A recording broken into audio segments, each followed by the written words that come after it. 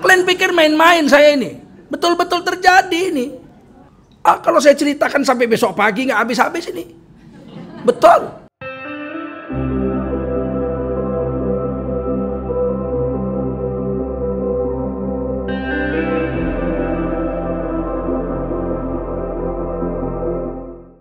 NU pemuda perempuannya disebut Fatayat. Apa namanya? Fatayat. Pemuda perempuan. Apa sih? Pemudi NU. Kalau Muhammadiyah menyebutnya Nasihatul Aisyah. Nasihatul Aisyah. NA. Memang susah. Muhammadiyah itu ngomong anunya susah itu. Nasihatul Aisyah. Kalau yang dewasa, perempuan yang dewasa, Aisyah, pengikutnya Aisyah. Aisyah istri Nabi, yang mengikuti Aisyah disebut Aisyah. Orang nggak tahu aja. Kamu Muhammadiyah? Mau ngaji? Iya, pengajian. Ibu-ibu apa? Ibu-ibu Aisyah. Oh, yang mandi di kali pakai baju basah itu. Mutu Islam orang Indonesia memang baru sampai situ. Jangan kita pikir kita 230 juta orang Indonesia Islam. Iya. Dari 262 juta rakyat Indonesia, 88,7, 230 juta orang Islam. Betul.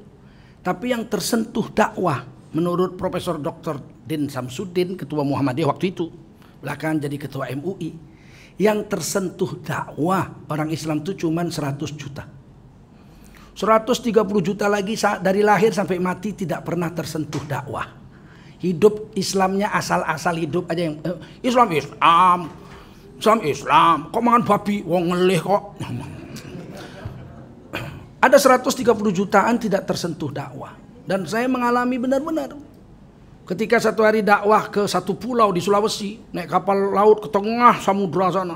Ada yang 6 jam, ada yang 8 jam, ada yang 4 jam. Sampai di satu pulau itu hampir semua orang Islam. Tapi nggak pernah sholat Jumat. Sudah 3 tahun. Loh, kenapa kalian nggak sholat Jumat? Imamnya mati. Nggak ada yang bisa khutbah. Berarti benar lah Bang Din Samsudin. Ya Allah. Jemaah tablik. Nah ya 3 hari di situ, tambahlah jadi 6 hari, diajarilah mereka sholat, datangi rumah, kumpul semua ke masjid, dikasih pentingnya agama, dikaderlah yang bisa dikader jadi khotib. Aduh, datang Dewan Dakwah lebih lebar. Dewan Dakwah Islamiyah datang, tinggalkan da'inya di sana digaji 1,3 juta sebulan. Kadang-kadang kurang makanannya makan daun-daun. Saya jumpa dai-dai dari Dewan Dakwah ini. Makanya kemarin saya ke Kalimantan mengumpulkan dana untuk dai-dai di daerah-daerah terpencil. Sekitar 20 miliar perlunya untuk menggaji cuma 1.300.000 sebulan. Dikasih sepeda motor trail, dakwahlah di sana 2 sampai 5 tahun. Yang tambatan sekolah tinggi dakwah Muhammad Nasir Dewan Dakwah tidak boleh mengambil ijazah setelah tamat kuliah sebelum praktek di tempat terpencil selama 2 tahun. Telah digaji. Saya nyumbang juga, saya pikir kita harus nyumbang itu ke Dewan Dakwah. Satu dai 1,3 juta sebulan. Nah, mereka lah yang bertahan itu 20 orang, diajarin agama. Kalau enggak murtad. Terjadi pada diri kami. Di Sumatera Utara itu daerah dari Serdang perbatasan Karo, Kota Limbaru. Pada tahun 50-an sudah diislamkan oleh dai-dai dari Universitas Islam Sumatera Utara. Bahrum Jamil dan kawan-kawan, guru-guru saya lah. Syekh Bahrum Jamil, Syekh Bahrum Soleh, ya, Syekh Bahrum Ahmad. Mereka masih muda-muda berdakwah ke sana. Sekitar katanya 200-an orang masuk Islam. Tahun 96, saya dengan kawan-kawan membeli tanah sekitar 4 hektar, kongsi-kongsi sekitar untuk membuat pesantren di sana. Kemudian 98 saya pindah Jakarta. Sebab jalan waktu itu masih parah sekali, harus naik kuda ke situ. Kemudian setelah saya sibuk dengan kehidupan di Jakarta, saya pulang ke Medan, saya teringat ini tanah-tanah ini.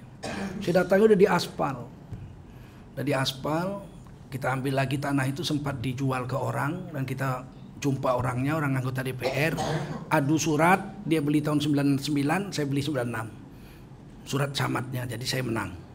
Dan yang menjual ke dia salah satu saksi di dalam surat saya. Dapat surat tanahnya. Kemudian saya berpikir gimana membangunnya.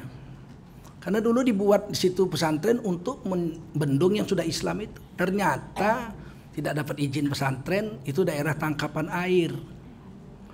Jadi saya bicara dengan bapak angkat saya, adik saya yang perempuan bicara karena anak bapak angkat saya itu naik haji bersama dia. Akhirnya dapatlah uang untuk membangun masjid. Saya bangunlah masjid di situ. Bangun masjid di situ, di konblok halamannya langsung bisa masuk dari jalan aspal itu, dibuatkan rumah imamnya dengan rumah satu lagi untuk guru ngajinya. Dan kita pun mulai peresmian. Kita buat pengobatan gratis, khitanan massal dan pengobatan gratis. Semua dibagi sarung, yang Kristen juga kita bagi. Alhamdulillah 15 orang waktu itu atau 20 kembali ke dalam Islam. Dan sekarang sudah dibuat ngaji, anak-anak ngaji di situ. Saya datang situ dengan kawan-kawan dari Setiap Budi yang mempunyai tanah-tanah itu. Orang itu lagi ngaji habis asar. Kita tanya, orang Islam kalian nak? Apa jawabnya? Enggak Pak, kalau aku enggak Islam. Bapakku nggak Islam, tapi bapakku nyuruh aku ngaji sini sama ibuku ngaji Iqra. Kenapa? Karena dulu bapakku pernah Islam.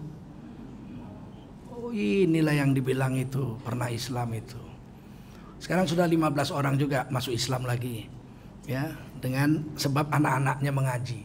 4 bulan udah pandai baca Quran, bapak mamanya masuk Islam. Nah, jadi kita kemarin korban satu sapi di sana dan 2 kambing. Bagaimana caranya ini? Kalau saya bagi mentah, Imam Syafi'i tidak membolehkannya.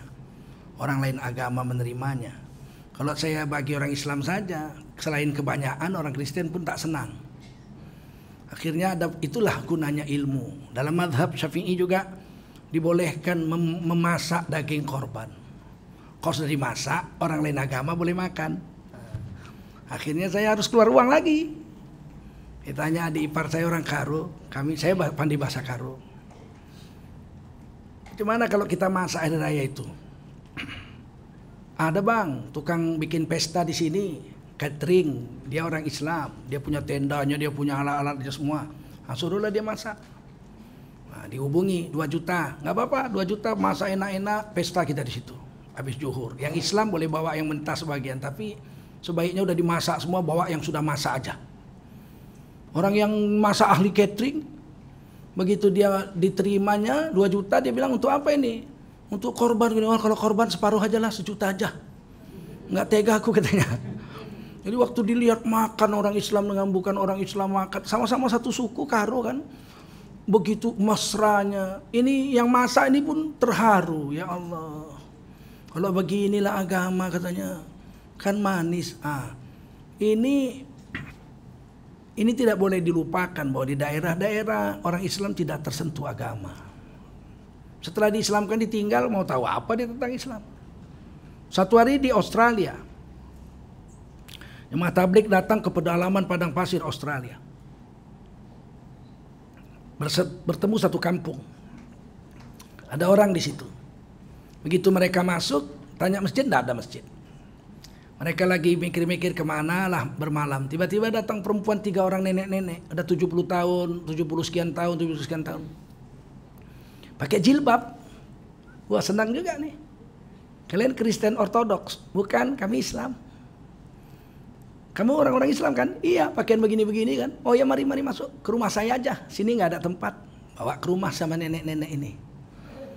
Terus tanya, jemaah tabligh yang dakwah ini tanya, kalian nenek-nenek ini orang Islam? Islam.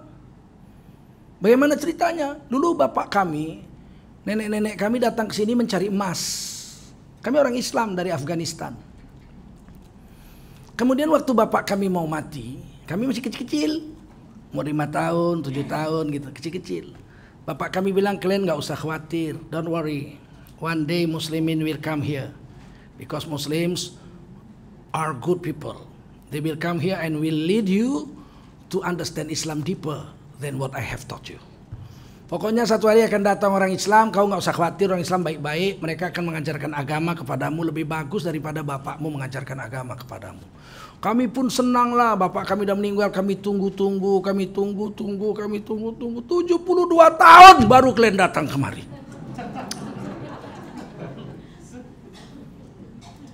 Jadi memang dakwah ini penting, cuman kita nggak buat, paham? Kita pikir dakwah ini kerja ulama. Kalau kerja ulama, mengajar ini, baca Quran, diterjemahkan ini nggak bisa kalau nggak tahu bahasa Arab. Nah, tapi kalau ngajak aja apalah salahnya? Kalian kumpul duit, pergi Australia, jumpai orang-orang seperti itu, kalian ajarkan Fatihah. Selama dia Fatihah, wudhu, bisa sholat, seumur hidup dia sholat, pahalanya mengalir sama kalian sampai hari kiamat. Cuman ngajarkan sholat aja kan kalian sudah punya ilmunya kalau begitu. Nah, coba kita tinggalkan. Jadi Pak Den betul, ada 130 juta bangsa Indonesia tidak tersentuh dakwah. Kalau saya ceritakan sampai besok pagi nggak habis-habis ini. Betul. Ada satu orang Batak di Pulau Samosir di atas bukit sana. Kami dakwah tuh dari USU, Universitas Sumatera Utara. Bilang di atas bukit itu ada orang Islam satu, diajak masuk Kristen nggak mau. Naiklah ke sana sampai robek-robek sepatu. Orang kita nggak biasa. Sampai di atas sana jumpalah satu orang Islam, dia bilang, "Pak, kami sudah datang. Ahadu kabarmi. Apa kabar kamu?" Oh, bagus. Oh, dipeluknya lah. Mari masuk. Au Islam doa. Aku orang Islam aku. Udah berapa tahun Bapak orang Islam? 20 tahun. Tapi nggak ada satupun orang yang datang menengok aku. Orang Islam baru kaulah datang kemari. Setiap bulan ada aja pendeta datang sini mengajak aku masuk Kristen. Tapi aku yakin satu hari akan datang orang Islam ke kampungku ini katanya. Tapi lama kali lah, 20 tahun ku tunggu baru datang. Bayangkan itu. Berapa banyak orang Islam yang tidak tersentuh agama. Kementerian Agama Indonesia mengatakan Al-Quran yang pernah dicetak di NKRI ini sejak zaman Belanda sampai zaman sekarang itu 50 juta eksemplar Quran. Ini. Dari yang zaman Belanda sampai sekarang 50 juta.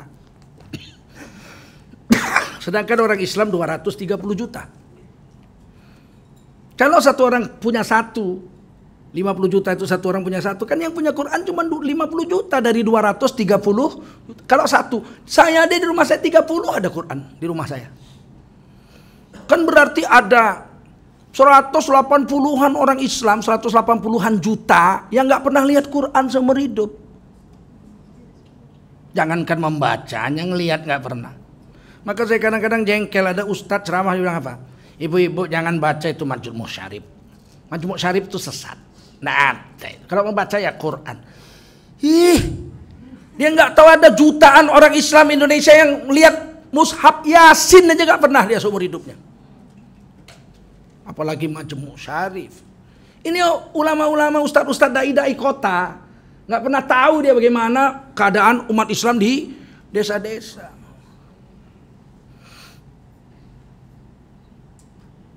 Kalau di daerah-daerah pedalaman itu tahu, datang kita dakwah, masuk masjid, datang orang tuh. Oh, alhamdulillah Pak Ustadz kami Islam. Oh, mari masuk. Oh, bagaimana setelah masuk Islam? Alhamdulillah setelah Islam peternak babi kami semakin maju. Kalian pikir main-main saya ini? Betul-betul terjadi ini. Kita menganggap Islam 230 juta, Indonesia sudah hebat. Hebat apa? Yang nggak lihat Quran aja ratusan juta orang seumur hidup nggak pernah lihat Quran kok. Apalagi membaca. Menurut Departemen Agama lebih 70 juta orang Indonesia tidak bisa tulis dan baca Al-Quran. Jangankan tulis baca, mushafnya aja nggak punya. Udah pernah saya tes itu. Saya masuk ke kampung betul. Saya tanya, ada orang Islam? Kami orang Islam. Pak bisa numpang sholat di rumah Bapak? Sengajanya itu. Oh boleh. Naik, wudu. Bingung dia. Tikar sembahyang ada nggak Pak? Nggak ada. Pakai sarung. Alas sholat aja nggak punya.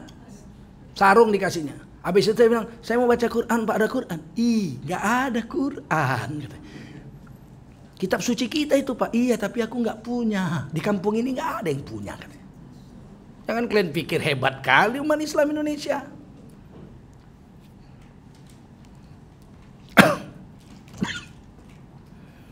Saya minta nih anak-anak muda dan laki-laki ini, kalian gabunglah, dakwahlah kalian. Mau lewat jemaah tablik, mau lewat dewan dakwah, kalian pergi coba. Kalian rasakan dulu macam mana orang-orang Islam di kampung-kampung itu.